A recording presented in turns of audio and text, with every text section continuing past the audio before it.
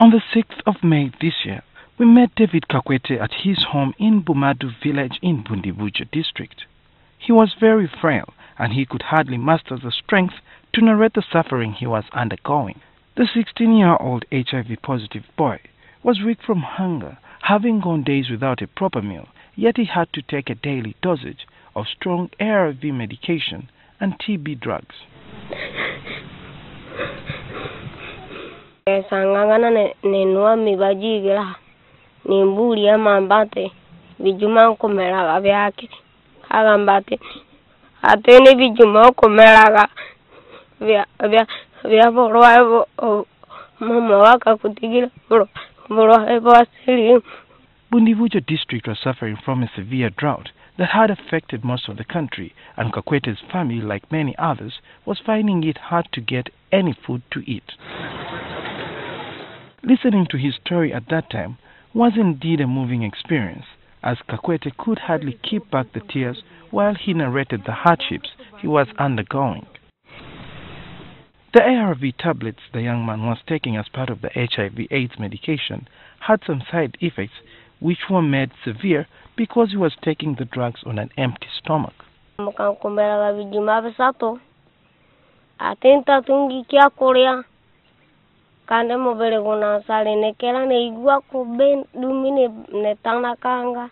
Now, nearly 3 months since NTV broke the story of Kakwete's predicament, the subsequent outpouring of public support that followed, the teenager has a reason to smile.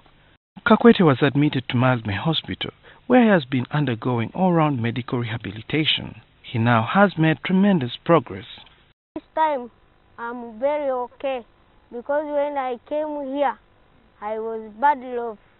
I can't manage to stand, even to wake up on the bed, even to bathe. But at this time, I have energy to bathe, to wash myself.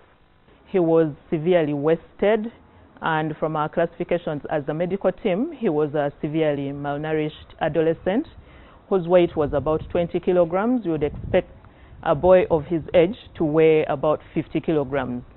The treatment, which majorly focused on nutrition and physiological rehabilitation, has not been easy. When we have children who are malnourished, they suffer from what we call refeeding syndrome. Since their bodies are used to breaking down of tissues, giving them that low weight, when you start feeding them, you're moving their bodies to what we call the anabolic state, the build-up of tissue state. And when that is done, we get problems with electrolyte imbalance, what we call refeeding syndrome. So that has been our main challenge, because as we're refeeding, his body was rioting against the feeds. So we had to keep putting in feeds and then retrieving some of them to allow his body to stabilize and get used to the new feeding. Kakwete, who had given up on life, now has a positive outlook, and he looks towards the future with hope.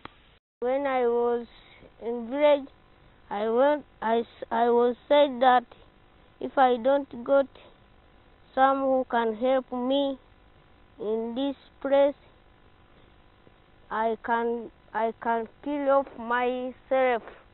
But in this time I can't do that, because I have got some who can help me.